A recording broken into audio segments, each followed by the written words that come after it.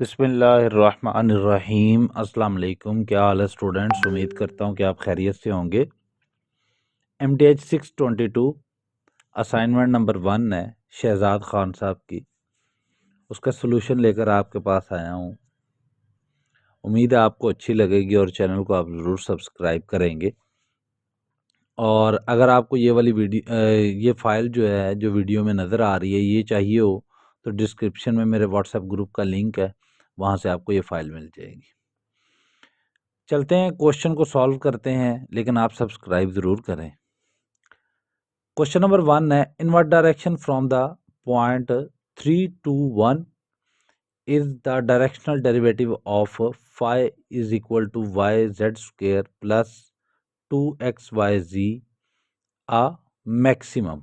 दूसरा पॉइंट है, दूसरी वैल्यू इसमें से आपने फाइंड आउट जो करना है, what is the magnitude of this maximum.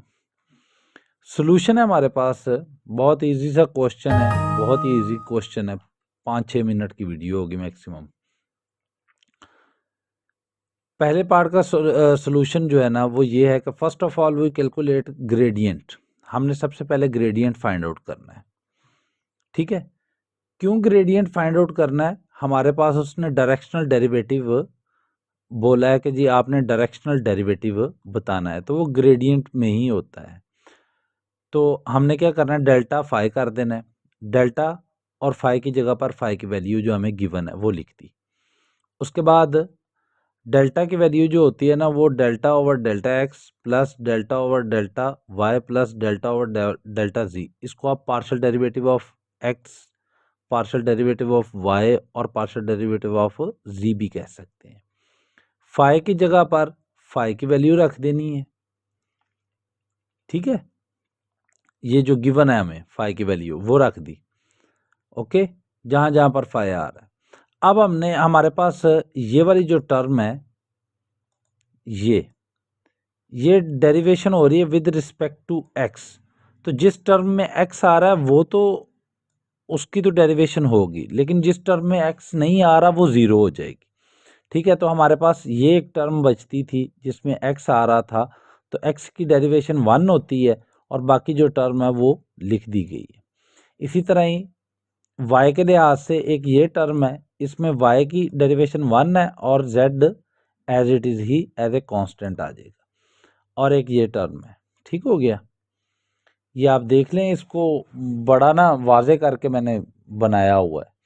उसके बाद z के लिहाज से ये टर्म है और ये टर्म है, इन दोनों की डेरिवेशन होगी, ओके हो गया।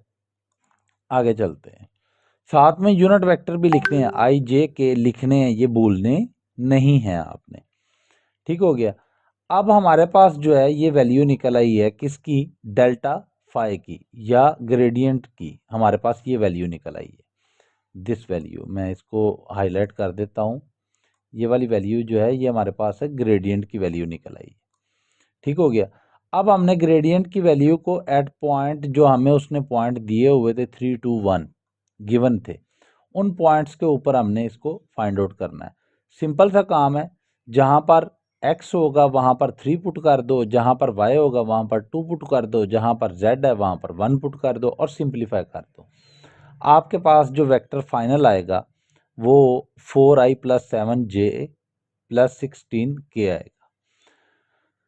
नीचे स्टेटमेंट है जी, using the result that directional derivative is maximum in the direction of delta phi and its maximum magnitude is delta phi का मैग्नीट्यूड। अब आपने डेल्टा फाई का मैग्नीट्यूड फाइंड आउट करना है। वो आपको आइडिया है कि कैसे फाइंड आउट करते हैं मैग्नीट्यूड। 4i है, 4 का स्क्वायर, 7j 7 का स्क्वायर, 16k 16 का स्क्वायर लिख लेना है, ठीक हो गया। और इनको ऐडअप करके आपने उसका अंडर रूट ले लेना है, तो आपके पास डेल्टा फाई के जो मैग्नीट्यूड है वो आ जाएगी 17.91, ओके हो गया जी। ये फर्स्ट क्वेश्चन था। अब सेकंड क्वेश्चन है।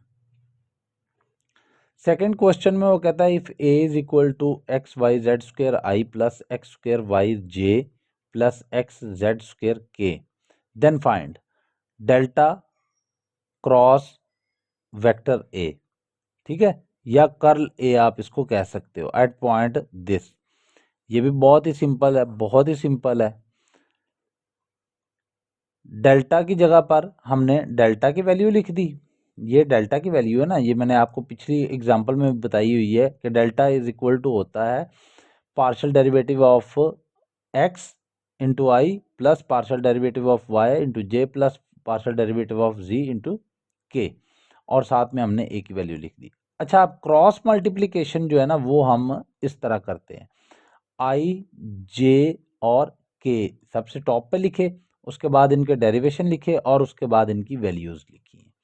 ठीक है, अब हमने इसका डिटर्मिनेंट निकालना है। डिटर्मिनेंट निकालने का आसान सा तरीका आपको पता है, बहुत ही ईजी है। ठीक है ना, मतलब अगर आप आई को ले रहे हैं तो ये वाली रो ख़त्म हो जाएगी और कॉलम ख़त्म हो जाएगा और ये वाली रो ख़त्म हो जाएगी और बाकी ये आपस में क्रॉस मल्टीप्लाई हो जाएंगे। ठीक हो गया, मतलब ये मल्टीप्लिकेशन माइनस ये मल्टीप्लिकेशन। ठीक है, ओके हो गया जी, प्लस जे की और इसी तरह ही प्लस के की करनी है। ठीक है, करने के बाद आपने इसको सिंपल सा काम क्या करना है कि आपने इसका डेरिवेशन ले लेनी है और कुछ भी नहीं करना। अगर y के लिए हाथ से ले रहे हैं तो जिस वैल्यू में y आएगा वही वैल्यू आएगी, बाकी ज़ीरो हो जाएंगे। इसी तरह अगर x के लिए हाथ से ले रहे हैं तो जिस वैल्यू में x आएगा वो वैल्यू आएगी, बाकी ज़ीरो हो जाएंगे। z के लिए हाथ से ले रहे हैं तो जिस वैल्यू में z आएगा वो वैल्यू आएगी, बाकी ज़ीरो हो जाएंगे। अब जब आपके पास फाइनल वैल्यू जो है वो कुछ ये वाली फॉर्म में निकल आएगी, जब आप इसका डिटर्मिनेंट फाइंड आउट कर लेंगे ना तो ये वैल्यू निकल आएगी। अब आपने इसमें सिंपल सा क्या काम करना है, आपने इसमें पॉइंट्स पुट कर देने जो आपको गिवन थे।